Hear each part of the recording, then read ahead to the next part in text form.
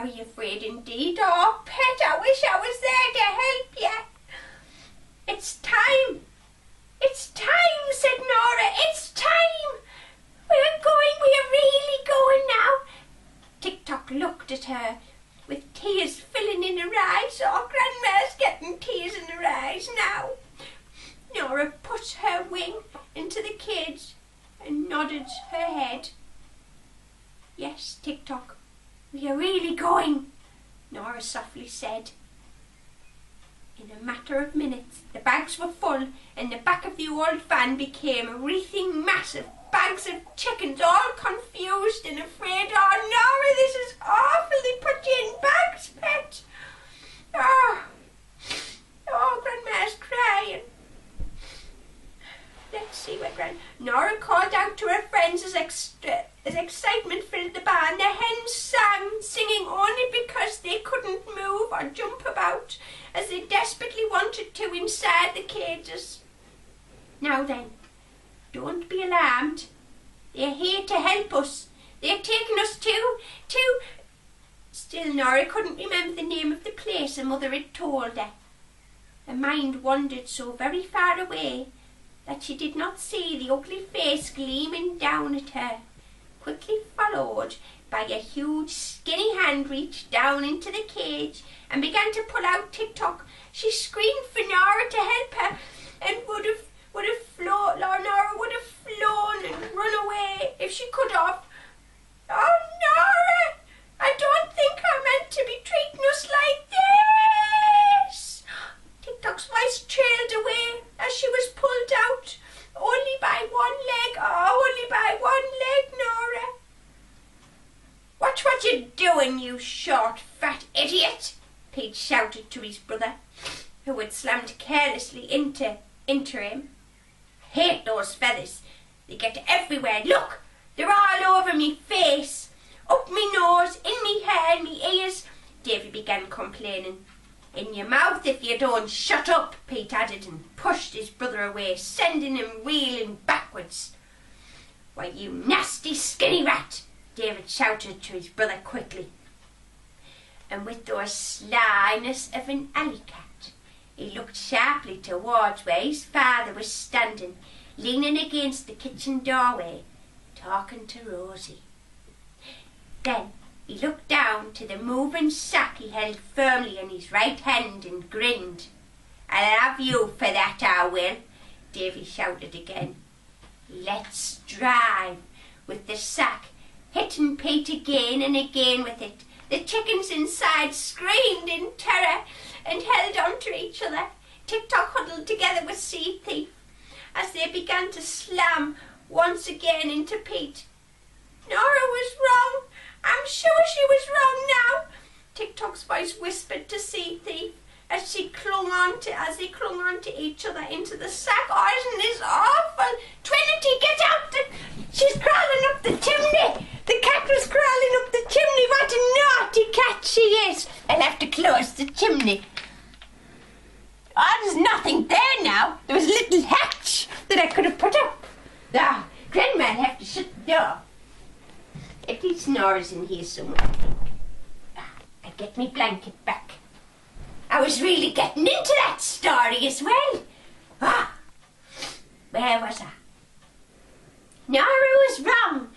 I'm sure she was wrong, and now I'm definitely sure she's wrong now, Tick-Tock's voice whispered to Sea Thief as they clung on to each other in the sack.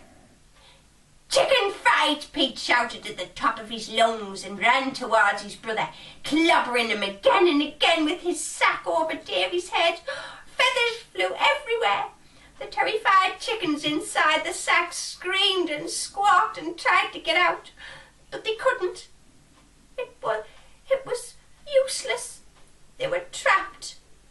Those still in the cages that were able to see just what was happening shouted to one another, telling each other to try and escape, to try and free themselves. This was not how Norah had told it to them it would be. These were not the kind of people who came with food and water and soft nest boxes for them. Norah was wrong. Norah was wrong. Norah was wrong. Norah was wrong.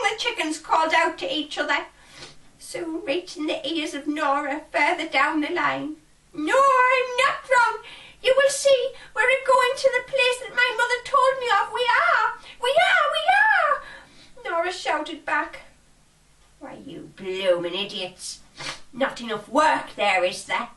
I'll put that right. You can move that condemned pork when we get back as well," the father shouted at them as they marched back into the feather-filled barn to see both his sons still fighting with each other. Davy and Pete shrugged at each other. "Ah well, hi-ho," sighed Pete, and rammed another handful of chickens into the bag. Davy grinned and revealed an almost mirror image of the teeth work of as much as the same as his father, and replied, "Hi-ho." The pair of them burst into song with probably the worst sounding voices that you could ever be able to imagine. Grandma's going to have a little go at the song in a horrible voice. "Oh dear, the cats are fighting. Don't fight, naughty cats. Duchess, Trinity. Naughty girls, don't fight, be nice."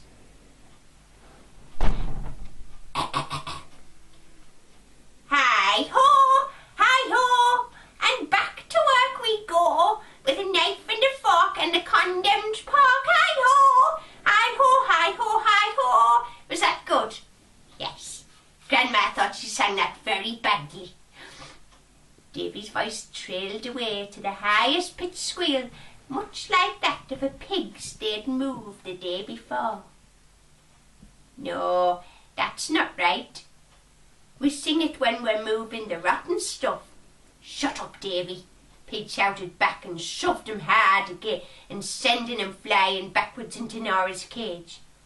There was a loud cracking noise as the corner of the cage fell out, and with it down fell Norah. She clung to the edge with the very tip of her almost featherless wings and tried not to look down to where it was dark, so very dark. Way down there below the cages, where they had all heard the tales of the ones who had fallen down into the dark pits below from the cages above. None had ever been saved, not a single one. Rats scurried back and forth all night long, and thought Norah wasn't afraid of those. She truly did not want to fall into the dark pits below. "Hold on, Norah. They'll pull you out. They'll save you now. They're here to save us," Pondweed shouted through the cage, though not sure whether or not they were really saving them at all. "I can do it. I can hold on," Norah told herself, as her wings began to slip as she desperately clung to the edge of all the stretch she could. "I can, I will, I must not fall." Her voice was trailed away as she fell and fell and fell into the darkness. "That was the last of them, Dad," Pete informed his father, throwing the final sack into the back of the van and once again causing great panic amongst the chickens within. "Just as well, because he's the next lot," as their father said, pointing towards a gleaming white truck moving up the farm track. "Let's get going then, Da. That lot'll be waiting at the chopping block with the knives and sharpened stone ready, blood-stained aprons. Eh? Isn't this horrible? Oh, Norah! Oh, I can see it all now. It's horrible." Norman knew only too well that Dumpsies were not the kindest of people when it came to animals. They cared only for themselves and the money, but mainly for how much they could fill their fat, greedy bellies. To say that they were horrible, greedy, nasty, cruel, vile, loathsome, disgusting, and much, much more than that. Which, of course, I must not write here, for this would not be polite and correct in the children's book. That's very true, Norah. You are a very well-behaved chicken. Oh, no. So you must imagine the worst people you could ever meet in your life, and the Dumpsies would be a million times worse than that. Imagine that if you can. Oh, I can imagine it, Norah. I can imagine them now. Norah sat alone in the dark pit where the smell of dead things filled her nostrils. And at the end, of course, the smell of the stuff that had fallen through from the cages above. Oh, dear me. Mother didn't say this was going to happen now, did she? What now? What? Norah asked herself, alone in the darkness, began to cry. Hey, what's wrong with you? The others have gone. Norah leapt up when she heard the voice and felt a paw rest slightly upon her shoulder. Who are you? Who are you? And where are you? Norah asked, confused and very afraid. Oh, don't bother about me. I won't hurt you. Tried to help the others that fell down here. But, well, some will just never accept help now, will they? Anyways, but you will, won't you, Norah?